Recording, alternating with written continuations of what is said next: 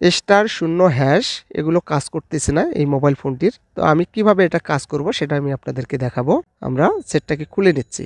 তো সেটটাকে খুলে নিলাম, নেওয়ার পরে আমি দেখাচ্ছি আপনাদেরকে। এই যে দেখুন কাজ করে না। তো যেহেতু কাজ করে না সেক্ষেত্রে আমাদের এই বাটনগুলো মেপে দেখতে হবে। এই যে দেখুন ভেতরের লাইনটা মিসিং, তো বাইরের লাইনটা ঠিক আছে। এই যে দেখুন বাইরের লাইনটা পাচ্ছে কিন্তু ভেতরের লাইন পাচ্ছে না। তো আমরা দেখব যে কোথায় থেকে ফলস হয়েছে। তো এখানে থেকে লাইনটা পিছনের দিকে আছে। এই যে পিছনের দিকেই যে দেখুন চিকন একটা তারের মতন আছে, এখান থেকে লাইনটা এখানে 5 নম্বর কম্পোনেন্টে আসিয়ে লাগছে। তো এখান থেকে যেহেতু মিসিং, তো আমরা এখান থেকে একটু ঘষে নেব। এই লাইনটা এখানে একটু ঘষে নেব। এটাই হচ্ছে 0*# লাইন। তো আমরা এখানে একটা চিকন তার লাগিয়ে নেব। আমি দেখাচ্ছি আপনাদেরকে। তারটা লাগিয়ে নিলাম। এরপরে এখানে একটু আটা ব্যবহার করব।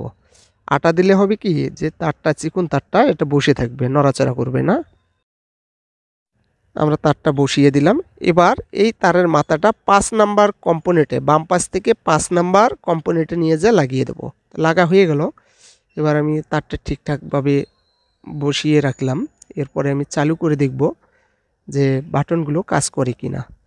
এই যে দেখুন কাজ করতেছে, কাজটা হয়ে গেছে, ওকে হয়ে গেছে। তো এবার আমি সেটটাকে সেটিং করব।